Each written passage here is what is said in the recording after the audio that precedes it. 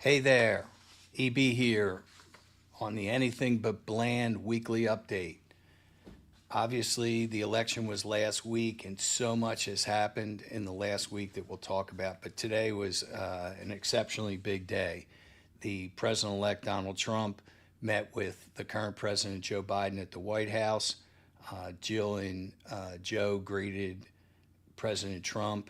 His wife Melania did not come. Evidently, because she really wasn't involved with the campaign except for, I think, one or two appearances. And then, obviously, on the night of the election, when he won and he gave his speech early in the morning, she was there. But I think I also read that she harbors some ill will, obviously, against the Biden administration for the raid that was done on Mar-a-Lago 2 years ago in June, went on the classified documents case. So she said that, she felt her space was invaded, which is certainly her right to say that. And she said that the FBI went through her undergarment drawer, which I think would be highly inappropriate for them to have done. So she did not show up. It is something that I think is neat about our country. It really does show the peaceful transition of power, whether you disagree with the person you ran against. And certainly there was incredible animus between President Biden and President-elect Trump on the campaign trail while Joe Biden was running for president. There was, back and forth things said. Obviously, Trump for a long time talked about Biden's competency, rightfully so, his age, his feebleness. All of it was borne true on the night of the debate in late June, the only debate that took place between Biden and Trump really mopped the floor with him that night. And it really was the last hammer, the last nail that went into Joe Biden's political coffin, so to speak. I think that now his legacy, because Kamala did not get elected, is going to be seriously, seriously tarnished. I think because of the open immigration that we've had and the number of issues regarding the influx of immigrants that we don't have a lot of background on that have taken place in our country, in the sanctuary cities, as well as the inflation will tarnish his legacy, and I think put a backseat to the Inflation Reduction Act, what he did, the lowering of prescription drugs, namely insulin for seniors, the background checks on guns, and a couple other bipartisan policies that he's done, and also just the pure economic numbers that at the end of his presidency aren't so bad. But Donald Trump was the first president not to welcome in an incoming president in the office, and he did that. Didn't do that in 2020 because he believed that the election was rigged and it was taken from him. So that was kind of a darker moment in our history. I was listening to a historian this morning who said that when Truman welcomed Dwight Eisenhower in the White House, they really had a tremendous dislike for each other, and it was as tense can be. And then the anecdote of when Dwight Eisenhower welcomed John F. Kennedy into the White House post-election, he showed John Kennedy a button on the Resolute desk, and he said, "This is a button you could press, and Marine One helicopter will come immediately." And so Eisenhower continued on talking about some important things, and he noticed that Kennedy really wasn't listening. He just kept staring at the button on the desk. And supposedly he said, "Look, Sonny, let me explain something to you. That's the least of your worries, the button on your desk. There's a lot more important things here that happen in the Resolute office, so maybe you should pay attention." I thought that was kind of cute. The other thing that took place today, which was quite a surprise, was the Senate had a secret vote for the majority leader to take over for Mitch McConnell. During the last 12 years, while McConnell's been in the majority or the minority, his deputies were John Thune and John Cornyn, the former Supreme Court justice from Chief Justice from Texas, and they are traditional Senate operators. And Rick Scott was running as well for the seat, in addition to John Thune and John Cornyn. Trump wanted the Senate to wait and do an open vote, not a secret vote. And the MAGA contingent really wanted Rick Scott to become the majority leader and take over for Mitch McConnell. John Thune won the race today, even though that Scott had a lot of support from senators like Mike Lee and Josh Hawley and some of the other farther right senators. John Thune from South Dakota, who's a traditionalist, won on a secret ballot. Trump also wanted Rick Scott because he wanted Rick Scott to permit all of his potential cabinet members that he has selected, and we're going to talk about those. He wanted them to be appointed by a recess appointment. Ordinarily, cabinet officials that Senate has to give their advice and consent on have to go before the Senate. They interview with all the senators, and then they have to give their testimony before the Senate, and then there's a floor vote that takes place. Trump wanted that to be avoided, and he wanted a recess appointment to be put in place. And a recess appointment says that anybody who's appointed during a recess of a lame duck term of a president that's ending, they get a full year of service before they have to come up for re-election, because otherwise each individual cabinet member is going to have to go up before the Senate. They're not going to do 2, 3 in one day. You have obviously Attorney General, you have EPA, you have Department of Homeland Security, you have all these different positions, whether it's Health and Human Services, all the background information and background checking has to be done. In this case, Trump does not want that to happen. He wants to hit the ground from day one, wants to hit the ground running. And I say that because Trump has an extraordinary mandate. He did something incredible, which is he won the popular vote. First time that a Republican president has won the popular vote. Gore won the popular vote. Hillary Clinton won the popular vote, even though that Trump won in 2016 and Bush won in 2000. He crushed her on the popular vote. Kamala got 14 million votes less than Joe Biden got in 2020. Even Donald Trump got 4 million votes less than he got in 2020. But Donald Trump won every single swing state: Nevada, Arizona, Michigan, Pennsylvania, Georgia, North Carolina.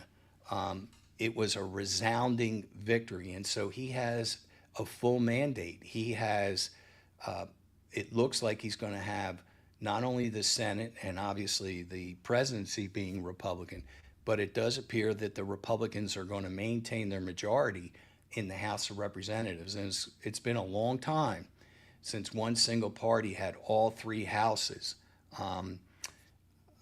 at the same time. So he has a mandate, and a lot of the legislatures believe that. Now, I think he's done some really good selections for his cabinet. I am pleasantly surprised. I really thought that he was going to go outside the Beltway for most of his selections, and it turns out he appointed a lot of good House members, a senator, and we'll go down the list. First, he appointed Susie Wiles as his chief of staff. She is Pat Summerall's daughter, used to be with John Madden on CBS Football. She is a longtime political operative, started in the Reagan administration in his campaign. She does a wonderful job. She was in the background. She instilled a lot of discipline internally in that campaign.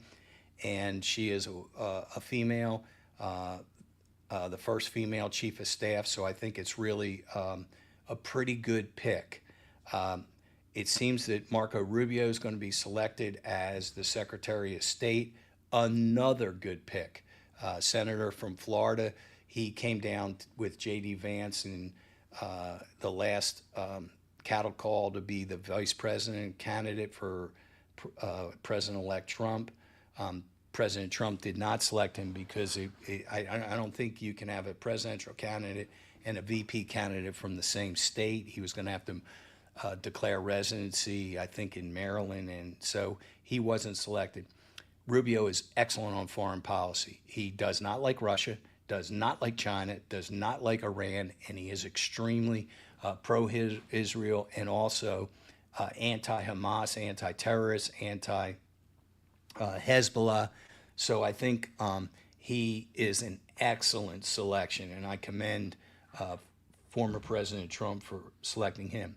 He selected Elise Stefanik from New York. She's a House member to be the ambassador to UN. Remember, he selected Nikki Haley in the previous administration, and she had no experience other than being a governor of South Carolina, and she turned out to do a really good job. Well, I think Elise Stefanik is going to do a good job. While I disagree with some of her policies, what I do agree with is she has a very pro-Israel policy, but more importantly, she took the presidents and a lot of the provosts in these liberal elite institutions like Princeton, Harvard, and University of Pennsylvania and Stanford to task last year when all the students were protesting and doing these camp cities and tents, planting tents in the courtyards of these colleges, and learning was interrupted.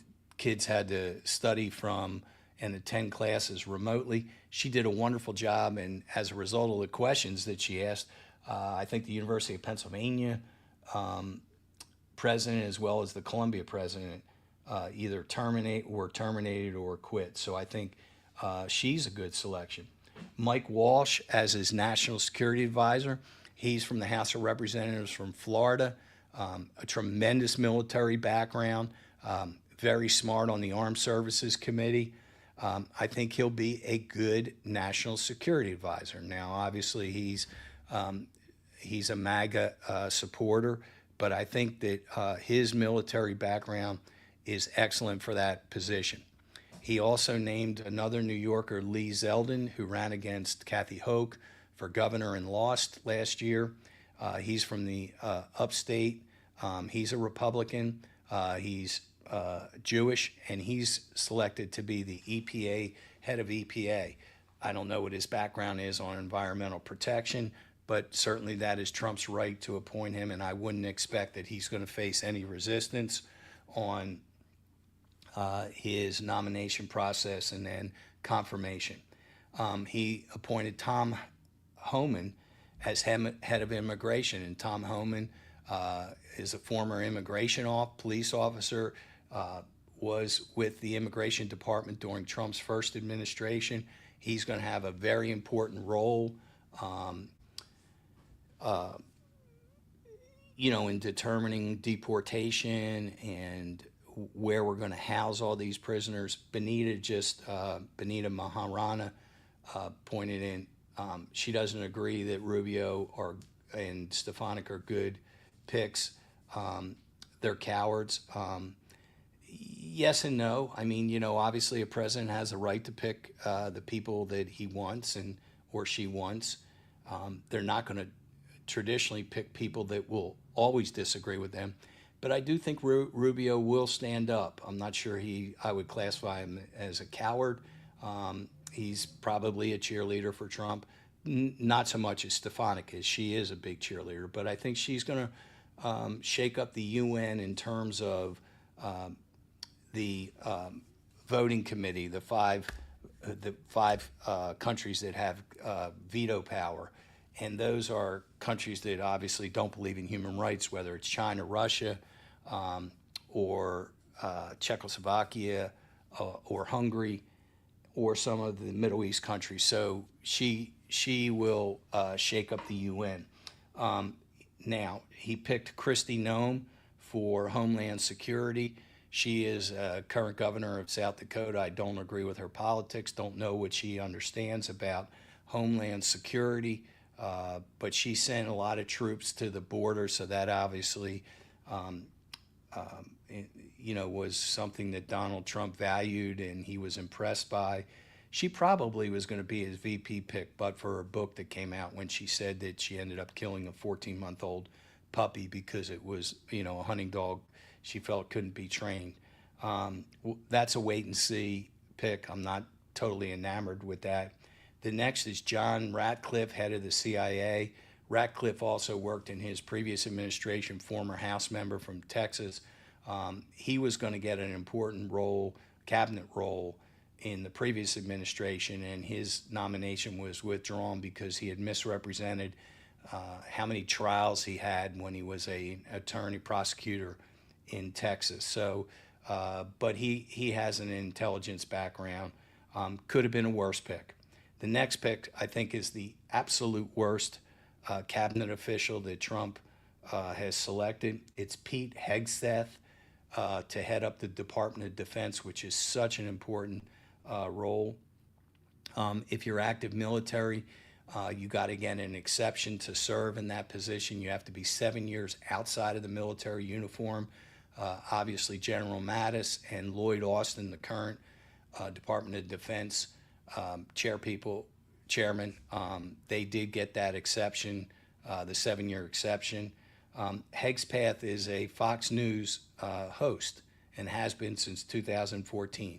Yes, he's a former Ranger. Yes, he has gotten the Congressional Medal, the Medal of Valor, 2 of them. No question he understands battle.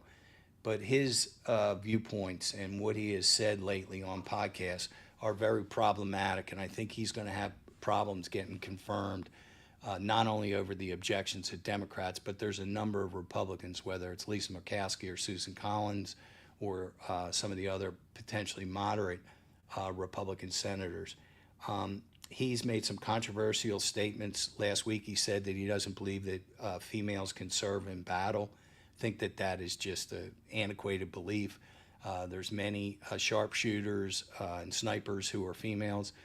There's many pilots as well as helicopter pilots that are female.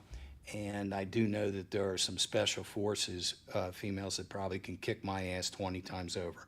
So I think that's a pretty chauvinistic belief that he holds. He also said that he's going to fire most of the generals and admirals that applied the DEI, diversity, equity, and inclusion policies that were put in place for the military. Those are just generals and admirals following orders.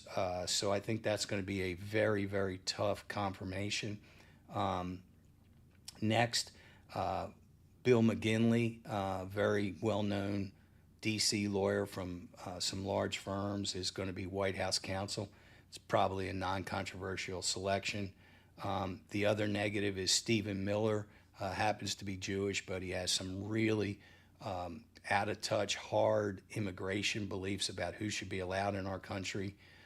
He's been appointed as a policy advisor. He will not have to go through confirmation. He is somebody that will not get confirmed if he was a cabinet official because of his past inflammatory statements. There are no blacks so far or Asians nominated by Trump to be cabinet officials, so we'll have to wait and see.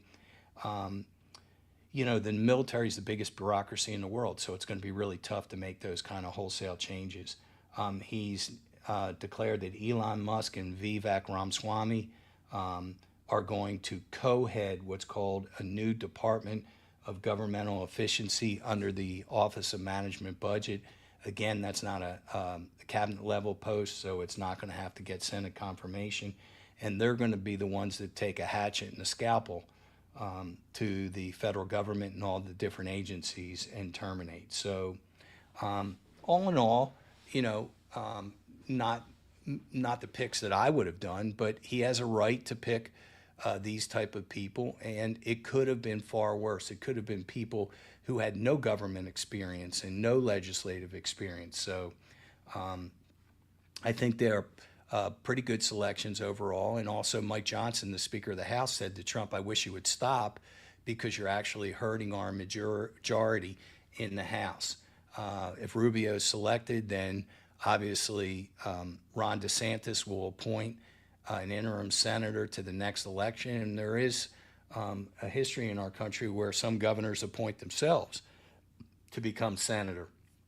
So it'll be interesting to see whether DeSantis can do that. The next thing I want to talk about is Seth Moultrie is a House member, served in the military. He's from Massachusetts. He's a Democrat, but he's pretty moderate. And he wrote an op-ed, and this is what's wrong today with the state of the Democratic Party. He raises the prospect of his daughters participating in sports with transgender athletes and worries about their safety. Field hockey and soccer and other competitive and potential sports where you can have some physical contact, harsh, legal body checking. He's now being asked to resign from Congress. A lot of different groups said that he shouldn't serve on certain committees, that he's out of touch with democracy. I don't think he's out of touch with democracy. I think some of the Democrats are out of touch with our society on these cultural issues. I have no problem with transgenders in our society, whether they want to teach, whether they want to be in the military, that's fine, but not participating in female sports. It's just not fair. And again, I said there should be a different league for men, women, and then if transgenders want to compete in a men's league, they can. Or otherwise it's a third-party league. So I think that's a disgrace. I think our country kind of got fed up. You go into a drugstore in San Francisco or you go into New York, you can't even get a tube of toothpaste or shampoo or soap or a bottle of deodorant. They're locked up. Everything is locked up. And I think these cities that did this smash and grab law of you could steal anything under $1,000 and you won't be arrested, it really is something that was contributed to, I think, the downfall of American cities. Certainly San Francisco, there's been a migration of businesses out of San Francisco. They've elected a new mayor who said that he was going to build more homeless shelters and get rid of the tent cities and the people defecating on the sidewalks and the drug dealers that are leaving needles in the cities of crank and all the other stuff that people are doing today. So I think we're going to see some big changes. Look, Trump has this mandate. He's got the Supreme Court, he's got the House, all the swing states. He got an increase in the black vote, black males, certainly the majority of Latin men. The thing is that the reason why I think it was so easy for Trump to get elected and so difficult for a Democrat to get elected is that Trump speaks to basically one group, one contingent of people, and that's the MAGA people. They're essentially 40 to 44% of the Republican Party. So he didn't have to speak to a lot of different groups. A Democrat has to speak to too many groups. They have to speak to moderate Democrats. They have to speak to the elite, the Obamas and the Clintons, the people from Harvard, the people from Princeton. They have to speak to the working man. They got to speak to the unions, whether it's Teamsters or the American Auto Workers Union. They have to speak to youth. They have to speak to transgenders and the gay and the LGBTQ. And it's just too many different constituents that you have to speak to. And I think that's the difficulty, because on one hand, she had to talk to the pro-Palestinian voters in Michigan and say that she thinks that Israel's gone too far. But yet at the same time, when she went to Pennsylvania and spoke to a lot of the Jews in Pennsylvania and New York, she would say that Israel has a right to do what she did. And it's just talking out of both sides of your mouth. So the Democratic Party needs to slim their party down in who they talk to and try not to appease everybody, because you can't appease 8 different groups of people. The country is becoming more conservative. Pennsylvania used to be fool's gold for Republicans. They never won it. They always thought they can win it. And now we're seeing the Midwestern states migrate over, took over Ohio. Now Ohio is clearly a red state. You can't win. Sherrod Brown lost to Bernie Moreno in Ohio. And McCormick, seems to have beaten Casey in Pennsylvania. And so Pennsylvania is now a red state, just like Florida used to be a Democratic state. Now it's a red state. And so America is getting more red. It's not just the Midwestern states. And then the border states were always Democratic blue. No, it's getting bigger. So I think the Democratic Party needs to stop speaking to so many different groups and get out of the cultural issues. Focus more on the issues that matter to working class people. I think that if Trump pardons the January 6th insurrectionists, it's going to hurt his momentum. I think there's a lot of people in Congress, a lot of Republicans that don't want that. Ty Cobb, who was his attorney and also the grandson of the Ty Cobb, who was the second most hits leader in the Major League Baseball. Pete Rose took him over. He was his lawyer during the first impeachment hearing. He said that if Trump pardons the January 6th insurrectionists, it will be a blight on the history of our rule of law in our country, and that we will not be able to admonish other countries in the world that they should follow the rule of law, because the United States will look like a banana republic if all these people were charged, convicted before a jury, and sentenced by Republican judges. A lot of these federal judges were Trump appointees who have sentenced them. Biden is going to certainly try to pack the court during his last 2 months in and put as many Democratic young judges in the district court seats. They're Article III judges under the Constitution, which means they serve for life. I don't think he's going to get another Supreme Court appointment. Justice Sotomayor, who's 72 years old or 70 years old with diabetes, she said she's not going to retire. They wanted her to retire like Kennedy did. And I think she could end up dying in office. Trump certainly is going to be encouraging Justice Thomas and Justice Alito. Both Thomas is 76, Alito is 74, to possibly retire before the end of his term. And he's going to appoint very young new Supreme Court justices, so that the vote will at least be 6-3, possibly 7-2 Republicans in favor of Democrats on the Supreme Court for the next 20 or 30 years. Arizona is a neat situation. I said that Trump won every single swing state, including Arizona. But Arizona elected another Democratic senator, including Mark Kelly twice, who's the husband of Gabby Gifford. He's an astronaut. He's a Democrat.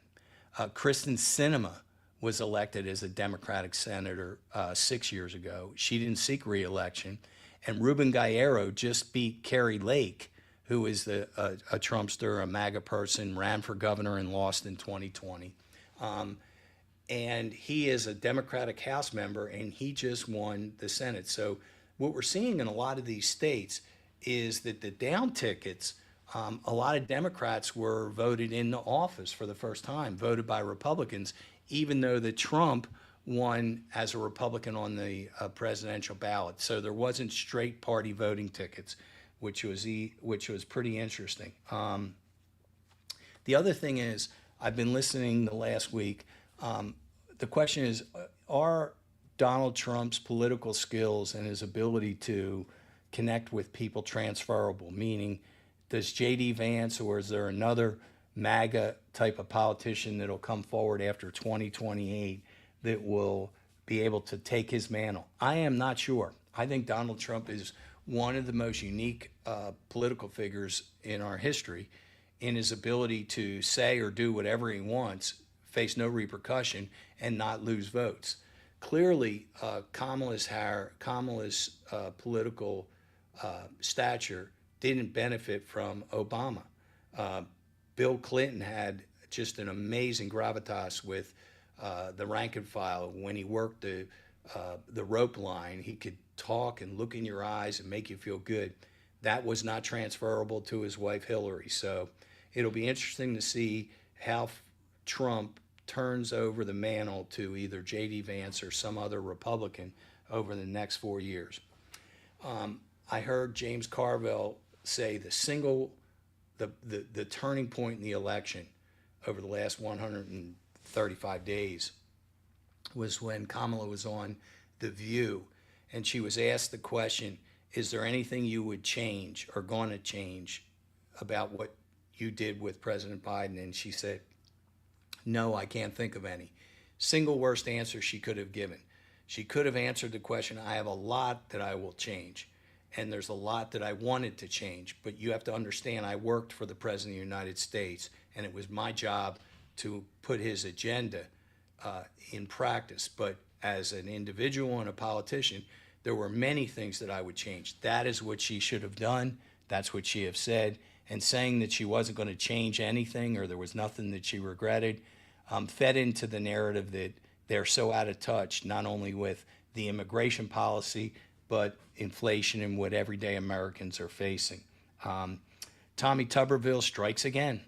Former Auburn football coach, senator from Alabama.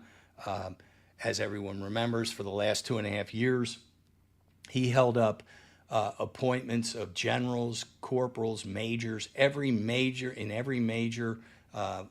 discipline of the armed forces, whether it was Marines, Navy, Army, Air Force. He held them up because he didn't agree with the armed forces gay and transgender policy.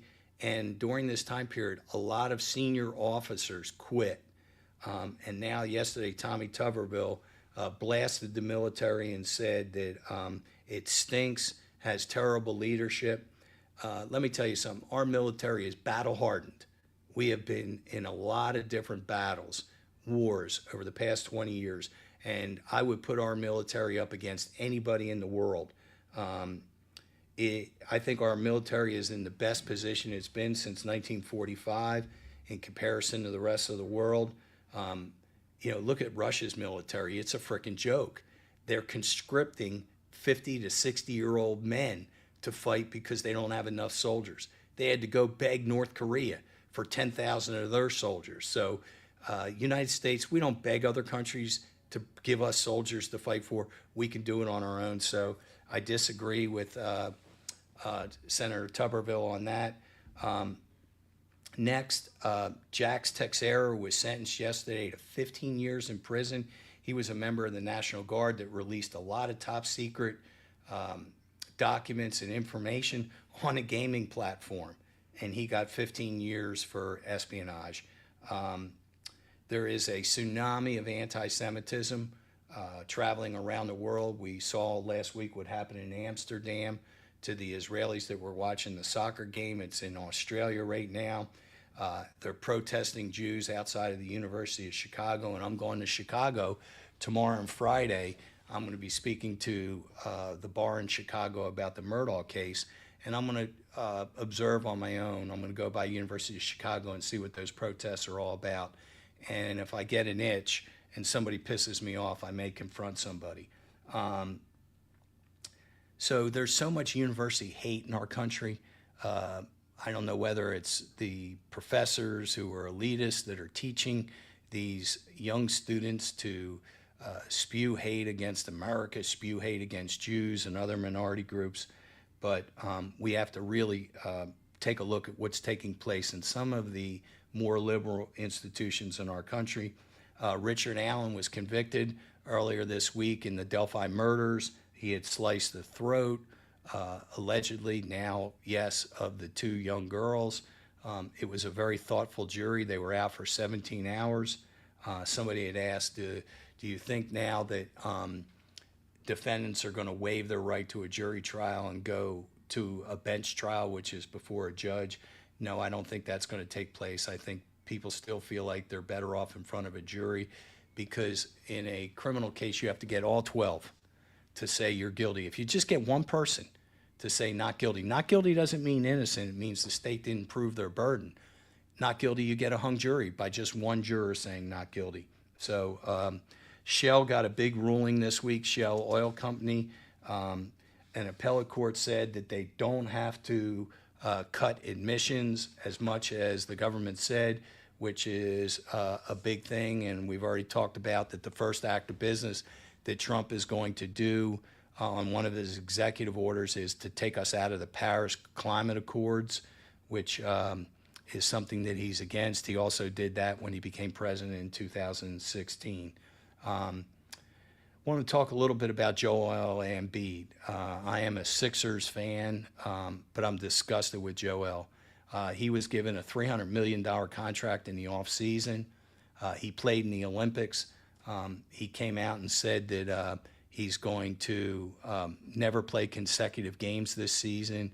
You know, there's load management in the NBA where they number of how many minutes they play, then they have to sit a number of minutes. And the NBA is really against, you know, because these people pay for their season tickets and seats. And some people, like my brother, went to the game Sunday night and Joel didn't play. He took my nephew and my nephew's son, and Joel didn't play. And Paul George, who's now with the Sixers from the Clippers, also said that he's not going to try to play consecutive games. I think it's horrible. And then Joel Embiid pushed a Philadelphia reporter in the shoulders and got suspended for 3 games because he wrote the journalist wrote an article that his father had died, who was named Arthur, or brother had died, and his son is named Arthur. And he said, "Look, if you ever talk about my family again, you know, I don't care what's going to happen to me. You're going to see." So Joel's turning into a pretty bad guy. He doesn't play a lot. I like his game. When he was on, there's nobody better. 34 points a game, 12 rebounds a game, 8 assists, can shoot from 3 points, but he seems to have an attitude problem. Jason Kelsey's also being investigated, which I disagree with. He was at the Pittsburgh Steelers game, and somebody threw a phone in his face and called his brother a homo, and Jason grabbed the guy's phone and threw it down on the ground, and the police are investigating. Come on, man. Leave these people alone. Don't go up in their face and scream at these people and call them, you know, pejorative names of homosexual or faggot or whatever. It's just not right. So I disagree with that. Saks Fifth Avenue used to have an iconic Christmas light show every year in New York. My wife and I would always go and look at it. This year they're not going to do it because they are suffering corporate-wide financial hardship and distress. Online sales, they say, are killing their business, so that's a sad time. Last week we had the Louis Byrne trial, where in South Carolina he was accused of burning his wife. He got rid of a sofa and hosed down the driveway. We talked about it on Cup of Justice this week. Magically, he was not convicted, got 12 not guilty verdicts. There was something in there about Judge Carmen Mullen, who gave him a very low bond of $100,000. So that was surprising. J.P. Miller, in the Micah Francis matter in Myrtle Beach, he was arrested. He's going to have court on December 10th. He was arrested for an assault. Evidently, he flicked a lady who was harassing him or, you know, protesting in front of his house or church. It's an assault and battery 3rd degree, which is a misdemeanor charge. I think the more important thing, though, is the search warrant that was executed last week by the FBI. That is more important, and something I think will come of that. In closing, I was thinking about this. The scary part for me was 2016 to 2020. I think Trump said a lot of things that he necessarily didn't believe. You know, he's been a lifelong Democrat up until the time he ran for president. He was pro-choice. He gave a lot of money to Hillary Clinton and Bill Clinton and Barack Obama and Kamala Harris in 2014 when she ran for Senate. So when he got elected, I think he was talking a lot about the policies that his real Republican constituent were talking about and his supporters. But now I think he actually believes in, unlike 2016, he believes in this stuff.